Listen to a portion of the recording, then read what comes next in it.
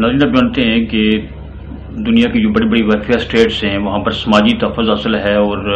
Social security کے نام سے اسکینڈینیویا میں، کینیڈا میں اور آسٹریلیا میں بھی باقاعدہ نظام موجود ہے۔ اور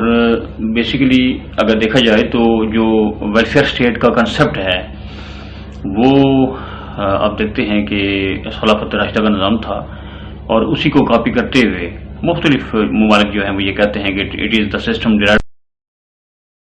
فرام۔ تحفظ ریاستی عوام کے لیے بہت بڑی خوشخبری جو ہے وہ تنویر الیاس صاحب نے سنائی ہے۔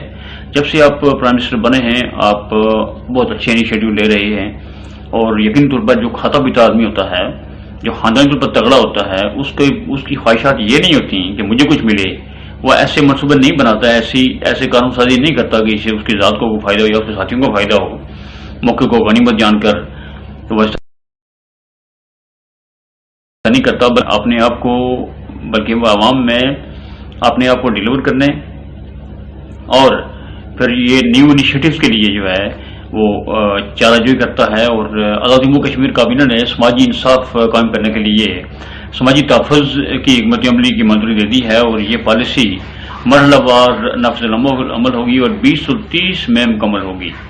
سماجی تحفظ کے تحت شہریوں کو بے روزگاری، بیماری، معذوری اور نقصانات کی صورت میں معاشی تحفظ، معاشرتی انصاف پالیسی ملے گا، اور پالیسی کے تحت دوران حمل اور 4 سال تک بچے کو ریاست مدد فراہم کرے گی، اعانت فراہم کرے گی، جبکہ 5 سے 14 سال تک مفت تعلیم جو ہے مہیا کی جائے گی۔ کام کاج کی عمر 60 سال تک مقرر کر دی گئی ہے، اور پالیسی کے تحت غریب ترین افراد کو بیسڈ انکم سپورٹ پروگرام کے تحت اور اخوت جیسے اداروں کے ذریعے خود کفیل بنانے کے لیے اقدامات اٹھائے جائیں گے۔ اسکول اور فنی تعلیم و تربیت کے لیے رقم بھی مہیا کی جائے گی۔ اس پالیسی سے آزاد کشمیر میں سب سے زیادہ فائدہ مزدور، محنت کش طبقہ اور جو ویلنریبل کمیونٹی ہے اس کو ہوگا، اور یتیم بچے فائدہ اٹھائیں گے جو اتنے پیسے نہیں رکھتے کہ وہ دور افتاد ایریے میں جا کے ڈسٹینٹ پلیسز پہ جا کے وہ پڑھ سکیں، اور پرائیویٹ سیکٹر میں کام کرنے والے مزدور بھی جو ہے نا اس میں سب سے بڑی بات یہ ہے کہ ان کو بھی پینشن کا حق حاصل ہوگا اور وہ مستفید ہوں گے۔ آزاد کشمیر میں سماجی تحفظ کی منظوری ریاستی عوام کے لیے بڑی خوشخبری ہے۔ اس کے بعد آزاد کشمیر حقیقی معنوں میں فلاحی ریاست بن سکے گی۔ یہ ایک آئیڈیا ہے، کوشش ہے آپ کی، اور ہم اس کو اپریشیٹ کرتے ہیں۔ ہم نے اپنے پروگرامز میں پہلے بھی کئی دفعہ کہا ہے کہ آپ اگر ویلفیئر اسٹیٹ کی ابتدا کرنا چاہتے ہیں تو زکوٰۃ کی تقسیم صحیح کریں۔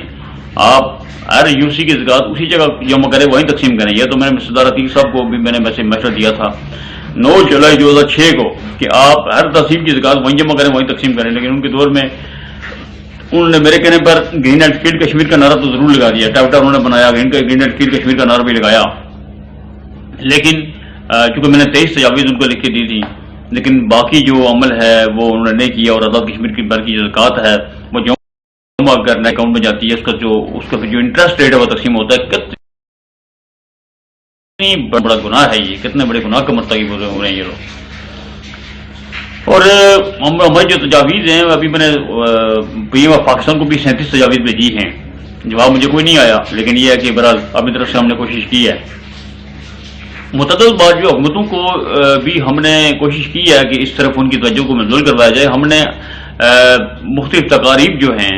ان میں بھی دیکھیں آپ کے ایک اخبار نے انیشیٹو لیا تھا کہ تلاوت کلام پاک جو ہے اس کے بعد درود ابراہیمی جو ہے پڑھنے کی روش اپنائی جائے، کہ سسٹم بنایا جائے، اس پر عمل کیا گیا،